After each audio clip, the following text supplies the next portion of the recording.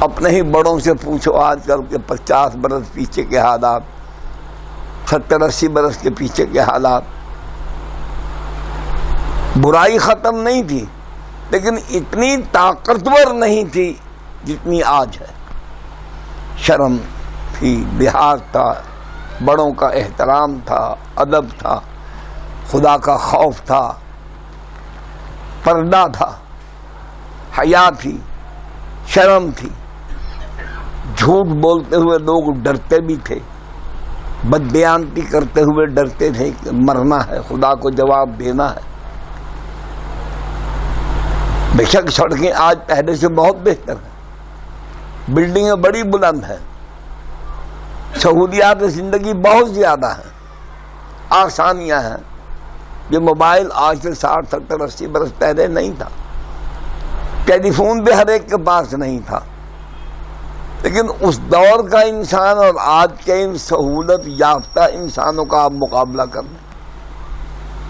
اس وقت بھی اگر آپ مال روڈ پر چلے جائیں تو وہاں آوارہ لونڈے بدکاری کے لیے تیار کھڑے ہیں، عورتیں موجود ہیں.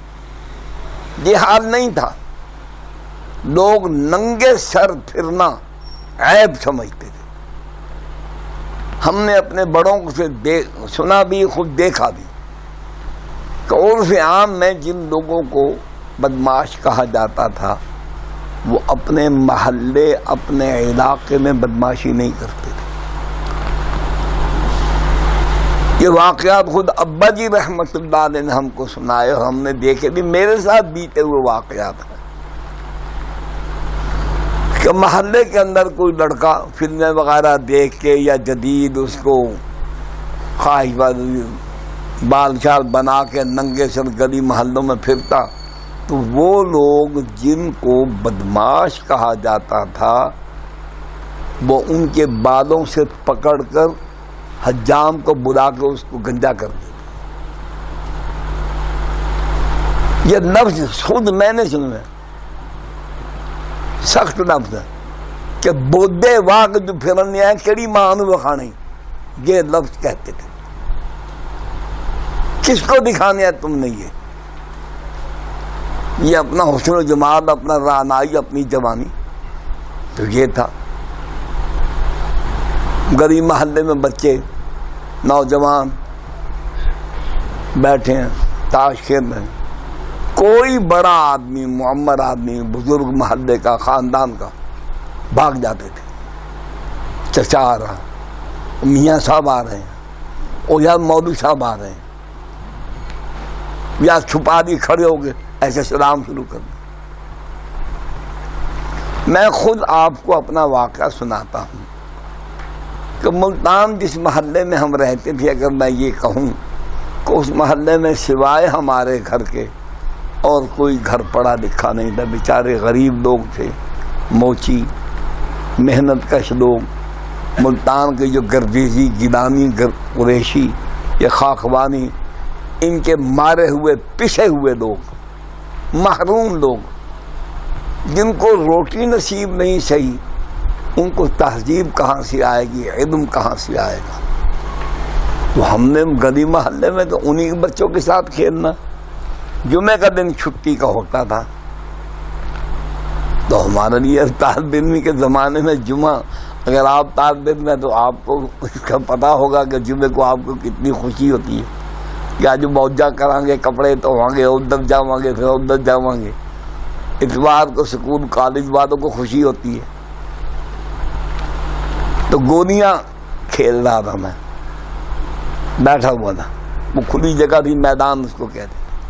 تو اچانک میں نے محسوس کیا کہ کوئی آدمی میرے سامنے کھڑا ہے. سایہ جو بڑھا، میرا منہ نیچے تھا، میں نے یوں اٹھا کے دیکھا تو وہ محلے کا بدنام آدمی تھا. یہ اس کی مونچھیں،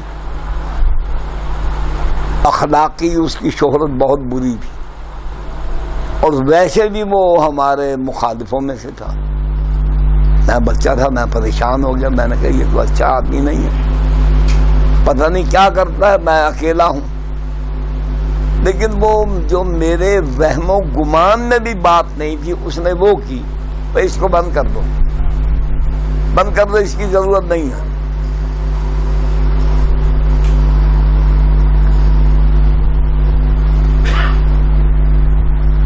اس نے جو مجھے کہا وہ سرائکی زبان میں کہا، میں آپ کو اردو میں بتاتا ہوں۔ تو میں نے جب یوں کر کے دیکھا تو وہ مجھے کہتا ہے کہ تمہیں معلوم ہے تم کس کی اولاد ہو؟ یہ ذہن میں رہے کہ خود وہ بدنام آدمی ہے، آوارہ ہے، مجھے وہ یہ کہہ رہا ہے کہ تمہیں معلوم ہے تم کس کی اولاد ہو، کون ہو تم؟ اٹھو، کھڑے ہو جاؤ اور گھر جاؤ۔ اتنے سخت اس نے کہے کہ آئندہ اگر میں نے تم کو یہاں دیکھا تو میں ٹانگ پر ٹانگ رکھ کے تمہارے 2 ٹکڑے کر دوں۔ تھا تو وہ آوارہ، لیکن میری نسبت کی وجہ سے اس نے یہ گوارا نہیں کیا کہ یہ آوارگی اس میں آئے یا یہ غلط کام کرے۔ حالانکہ گولیاں کھیلنا کوئی ایسا حرام حلال کا بچے کے لیے مسئلہ نہیں، لیکن اس کے ذریعے ماحول بدلتا، اچھی عادتیں نہیں رہتی۔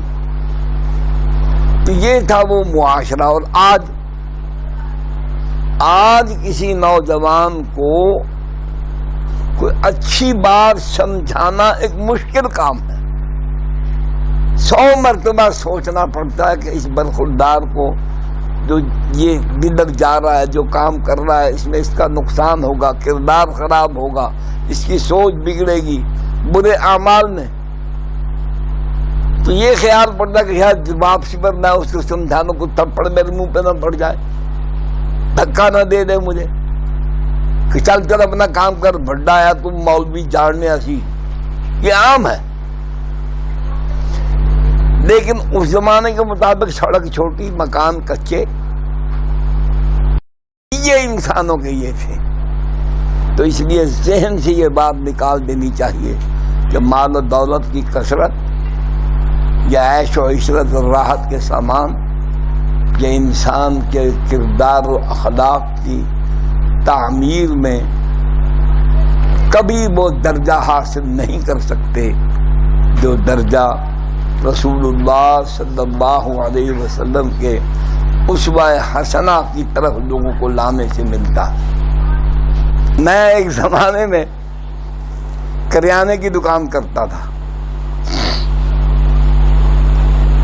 میں ذرا خوش پوشاک، تو میں دکاندار تھا، اس سے مال لیتا تھا۔ اب 2 دادیاں بوریاں دے دے، سوڑی دے دے، یہ آٹے کی 4 بوریاں، اسی چھوٹا تھا۔ میں اس کی دکان پر جا کر بیٹھتا تھا، وہ دکان ایسی ہے، اس میں سے آٹا ہے، دلیا ہے، جانوروں کا دالا وغیرہ وہ اڑتا ہے، خاکہ۔ اب رومال دے کر میں وہ مجھے دیکھتا رہا۔ یہ 1963-64 کی بات ہے۔ جب ریڑھی پر اس نے مال لاد دیا تو میں جا کے لگا شادی یہاں بیٹھو، میں بیٹھ گیا۔ کہنے لگا ایک بات مجھے بتاؤ، یہ کام آپ خود کرتے ہیں، دکان آپ کی اپنی ہے؟ میں نے کہا جی ہاں۔ کہ میری درخواست آپ سے کہ آپ یہ کام چھوڑ دیں، نہ اپنا پیسہ برباد کریں نہ وقت برباد۔ میں نے کہا وہ کیوں؟ کہنے لگا یہاں سے چلتے ہوئے کسی بھی آدمی کو بلا لیں، آپ بھی کھڑے بیٹھے ہیں، میں بھی ہوں، ان سے پوچھو کہ ان دونوں میں سے مالک کون ہے، نوکر کون ہے؟ وہ میرا لباس، میری شکل، میرا حلیہ دیکھ کے کہے گا کہ یہ نوکر ہے، اور آپ کو کہے گا کہ یہ مالک ہے۔ آپ نے مجھ سے 4000 کا سامان لیا، اندر میرا 3 لاکھ کا پڑا ہوا، بینک میں میرے اس زمانے میں 20 لاکھ تھے۔ آپ تو صبح سے لے کر شام تک آٹا تولیں گے پھر یوں جھاڑ، گھی تولیں گے پھر یوں جھاڑ، یا تو یہ سب کچھ آپ کرنا چھوڑ دیں، میرے جیسا آپ کو بننا پڑے گا، دھول پھانکنی پڑے گی، محنت کرنی پڑے گی، جفاکشی کرنی پڑے گی۔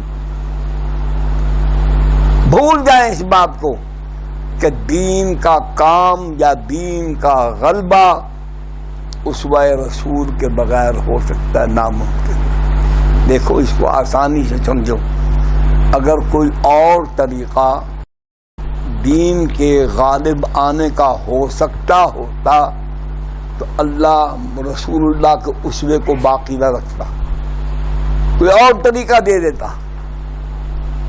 وہاں تو فیصلہ ہے وما آتاکم الرسول فخذوہ وما نہاکم عنہ فانتہوا۔ اس میں عقائد بھی، عبادات بھی، سب کچھ طریقہ کہ مجھ محمد کے طریقے کے علاوہ باقی سب طریقے چھوڑ دو۔